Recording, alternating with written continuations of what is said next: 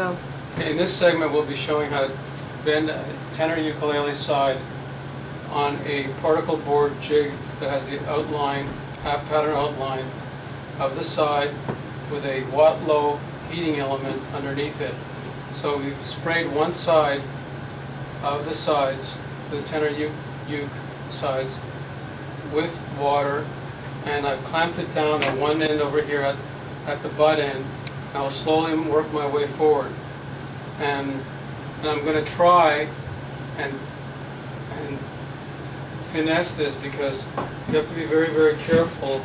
Make sure your heater's plugged in, machine is turned on, and then slowly start pushing the tenor ukulele sides down against the heater, because this all happens very, very quickly. And I would suggest working on scrap to get a feel for it, because it's very easy to make a mistake, very easy to break your sides, and then you just have to start all over again. So if you've never done it before, I strongly recommend using a scrap set of spruce or pine or walnut or whatever you have available in your shop, and thin it down to under 2 millimeters. This one's got a taper on from 60 millimeters to 70 millimeters, and it's approximately just under 2 millimeters thick, or just over 1/16 of an inch thick. So slowly, the heater is starting to heat up quite quickly. So I will start bending the butt end right now, and I just do it very, very slowly, very incrementally, because I don't want to make any sudden moves could seriously do damage to this ukulele tenor side. So I'm pushing it down very, very slowly. I also recommend that you sand your sides to at least 150 grit before you start. What you don't want to do, especially with the watlow heater, is have smoke coming off the heater while you're bending the sides. If you see smoke coming out, it's the time to turn the watlow heater off. We're almost at the point. I can feel the pressure coming down where the piece is ready to bend in the middle bout over here. I'm slowly working my way down there.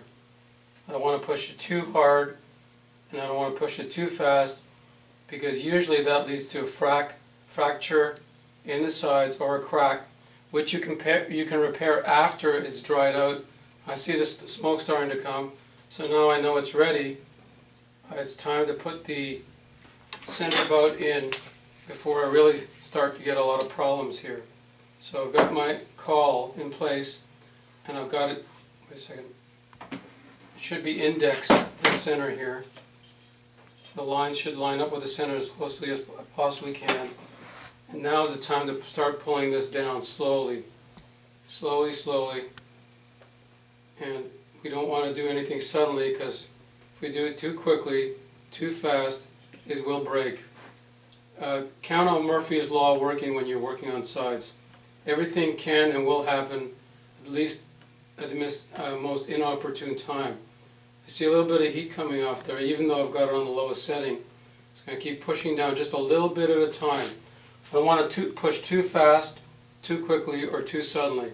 So I've got it all the way down over here, right down in the middle. And I want to have it indexed as closely as I can to the center of the bout.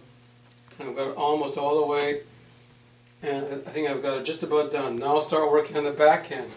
I've got a little caul over here and a spring clamp, and very carefully I'm starting to push down on the back, slowly, slowly, slowly. Just a tiny bit at a time until you feel the wood starting to give. And I emphasize the slowly part, because if you work too fast and too quickly, you will break those sides, and it's a lot of work to make a new pair. So that's why I always recommend practice making your first set of sides on scrap wood, whatever is available in your shop.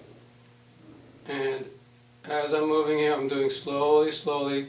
It's slowly moving down, very, very gradually. I would say I'm pushing it down about a 1/16 of an inch at a time, so that it can conform to the shape of the sides. And once it does, once it gets to the bottom, I'll put this scrap piece of spruce with a spring clamp and push it down.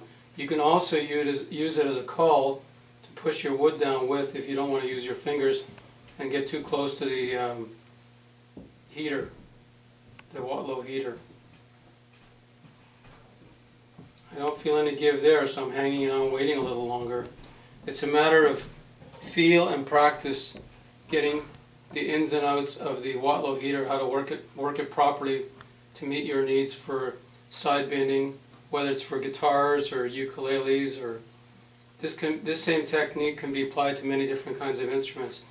All you have to do is make a half template of the outside of your instrument, draw it to shape, and laminate glue all these pieces of particle board so they conform to the outside shape of your instrument, and make it slightly smaller, let's say about a 1/16 of an inch to an eighth of an inch smaller than your outside diameter, to account for the difference in the thickness of the sides and the thickness of the bender.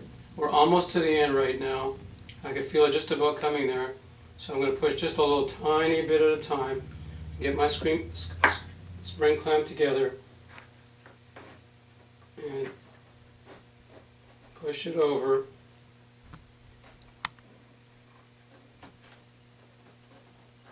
And voila. Watch your fingers here, it's very easy to burn yourself, especially if you're not paying attention like I am right here. Okay, there it is. Sides are bent, back and front, time to turn off the heater. Or you can wait a little longer if you're not sure that it's set in there, but you want it to cool down. Like this part over here has a bit of a lump to it. I want to flatten that out. So what I'm going to do is I'll take another piece of scrap wood here in the shop, and I will use the scrap wood to align the sides back, because it's starting to curl up on me a little bit. So I'll take another spring clamp and carefully, even though it's just out a little bit, because you don't want to sand out that big lump. So there we go, we push that out, and it's warm enough, and I would suggest keeping it on for 5 to 7 minutes. As soon as you see it starting to smoke, immediately turn off your watlow heater. You're probably going to char or burn your sides, and if you do, you can still salvage the sides by scraping them off with a very fine-tuned, sharp scraper. And that finishes the tutorial on bending the sides using a watlow heater, particle board jig, a few spare clamps in your shop, and a tenor ukulele side.